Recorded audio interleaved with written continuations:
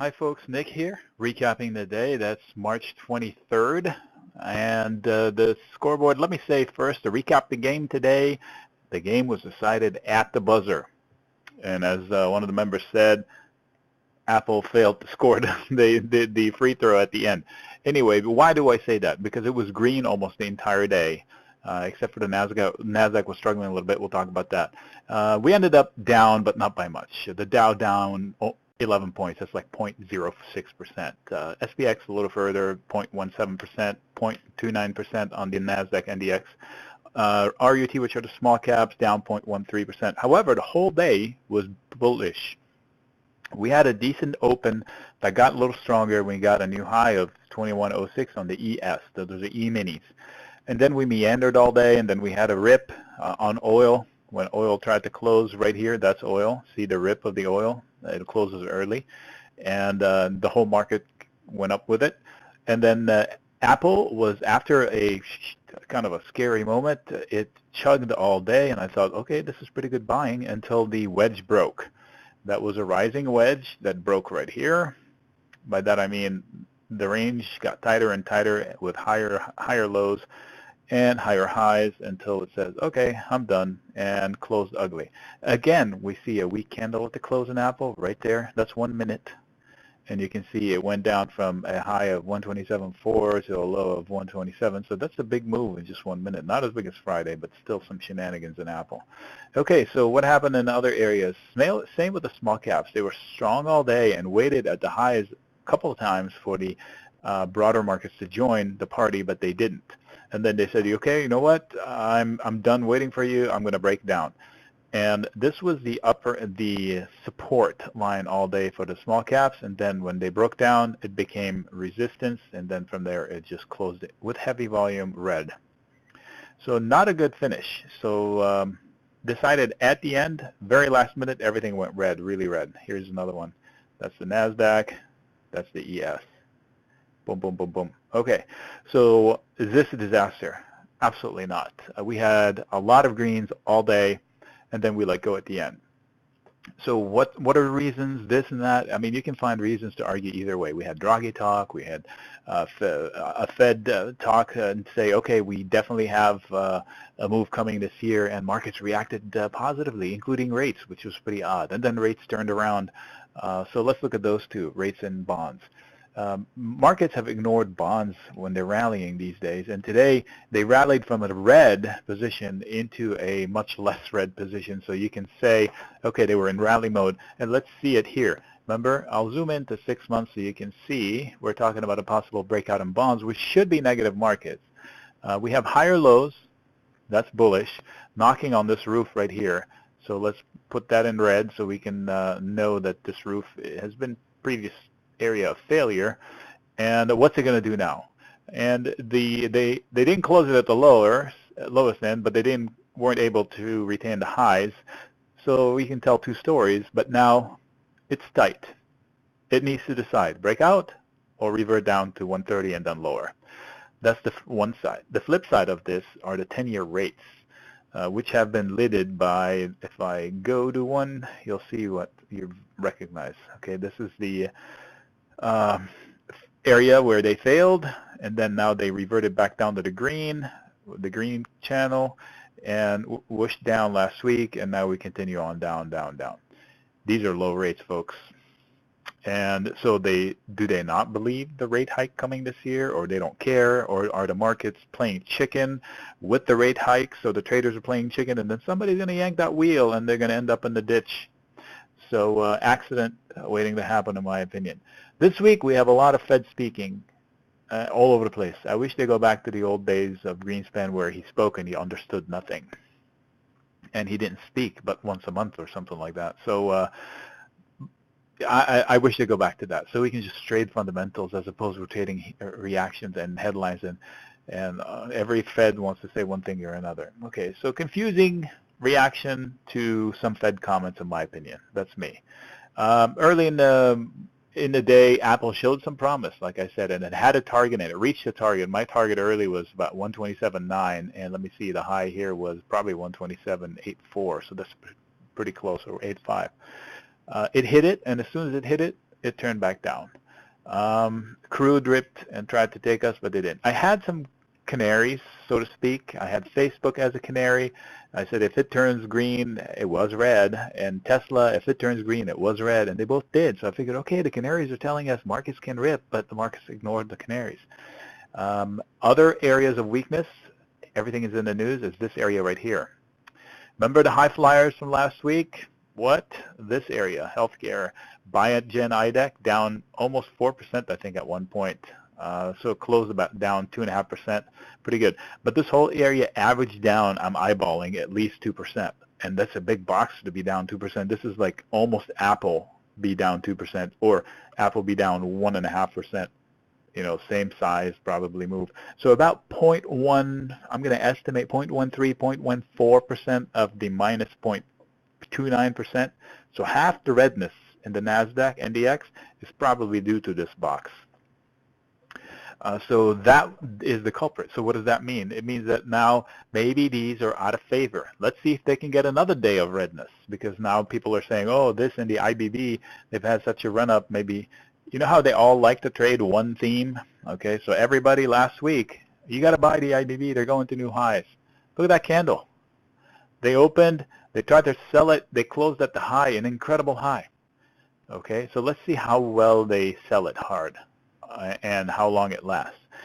Everybody was absolutely sure that this is the thing to do. You got to buy the IBB because they're going to new highs. Because all the medicines are coming, nothing ever go wrong, especially Biogen IDEC. And look at that, huge gap, up, huge candle, closes at the high, and today, let's see what it does tomorrow. I mean, it's done that before, and let's see what happens. I'm not saying sell everything, but that is an impressive candle. Look at the volume. Everybody was absolutely convinced that this is the right thing to do, and today, nope, not so much. Let's see what they do after that. All right, let's look at ranges. SPY. That is not a happy candle. I'm going to zoom into 6 months. So now I'm eyeballing this level and that level right there, okay?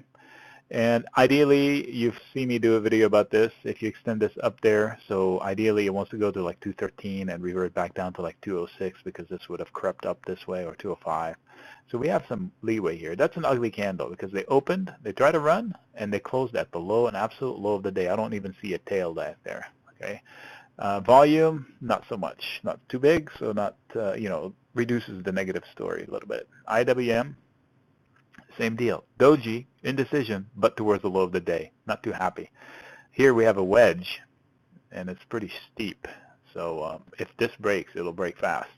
Volume, also much smaller than Friday. But Friday was a quadruple witching day. So Qs, oh, we have a trend here now. Same deal. You know, this is a broadening wedge, rising, and maybe it wants to revert down lower. Maybe not. It's too early to tell, but, you know, everything starts with one red candle, like here, like here. So don't flee for the exits, but know what you're chasing. Apple, speaking of know what you're chasing, I say that because this is an indecisive candle, meaning they opened, they tried to run it, they tried to sell it, they didn't know, they closed it exactly where it is, and inside of this candle, all of it. Okay, so what does that mean? It means nothing. It means that they don't know what they do. It happened here, and they didn't know what they do until they sold it. Let's see if we can find another one like it. Here's another one right there. They didn't know what they do. They waited, and then they sold it. But here's another one. They didn't know what they do. A little different candle. They ripped it, right? So it's not 100% certain that it's going to go down lower from here, but it's not pleasant to see. And if you come down, if Apple comes down to, say, here, then they'll start talking about technically there's a head and shoulders of some sort. Loosely interpreted one, but I can see one shoulder, and one head. If you draw the neckline, be here. So if it loses, I'm going to eyeball it. If it loses 124, this channel can come into play again. Let's put it that way. Okay? So this area is super important as a support. All right, so that's Apple. In the news, I also had a couple of notes to mention a few things. Let's see here. A few tickers. Lulu. Lulu was not happy today. If you don't know, Lulu means pearl. and it was no pearl today, that's for sure. Okay, so this is a level that I've highlighted from before, and I'm going to zoom out to see why. 5 years will give me a good picture. You saw the write-up on that. Just keep that in mind. There was a potential of it going here if it had broken here, but that cup and handle has been erased, so in my opinion, or not likely to happen from here. So be careful what you're chasing. Somebody asked me about GoPro. Today was hugely up, almost 4%. Not sure on what. But GoPro is happy today. So I'm going to zoom in a little bit to see better candles. See that little trend? It's well behaved, but we've had one before. So let's see if they can build on this. Usually that's consolidation. Look, it happened here, consolidation. That means you can build on something and run, right? And it broke that orange line, which was lower highs. It broke it, but didn't break out. It just broke it, and it's meandering sideways. This is an important level. This is the level where it opened and settled. So maybe it's building for a rebound. So if you're bullish markets in general, maybe it just wants to make another run up. Okay? Just maybe. All right, Twitter. Somebody asked about Twitter. Say, what do you think of Twitter? I think that this level here has been faltering it for a long time. So it's not a hardline level, but it's an area of problem. So if I have longs in Twitter, I would lighten up. That's my opinion. And I'm not compelled to chase it at these levels unless market's correct, and then I'll chase it. If markets were threatening to break out, then maybe I'll chase it up, but I'm not compelled to do so. Okay, so this is it. You saw what I sent out about the SPY. I beat that subject to death today.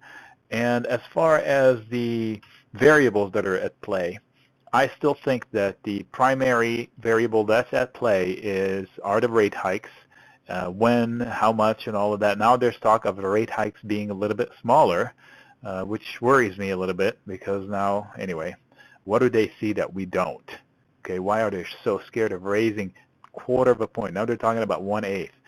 So about half of that, not about, half of that. So not very good sign of a vote of confidence from the Fed. Okay, that's my opinion. So there's that dangling variable out there. The euro strong again today, okay, because the dollar's weak. Yen also strong because the dollar's weak. Oil, the red opened. Here's oil. Opened red, turned green, and then meandered, and then ripped green into the close. So talk about a rigged market. I keep using that pun because it's absolutely a rigged market.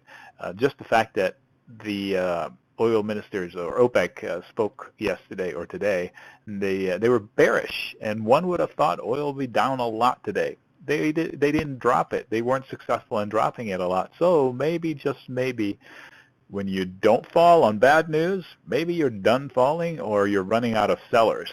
Okay, so this is oil the last few days.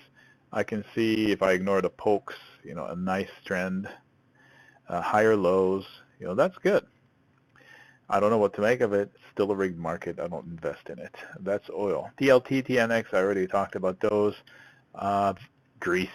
I can't believe we're talking about Greece again. Anyway, Greece is what it is, and just brace yourself for a pop in the markets as soon as we get rumors of a Greek deal or a positive blurb from the Greek minister or something like that. So anyway, Nick signing out. 13 minutes. Sorry about that.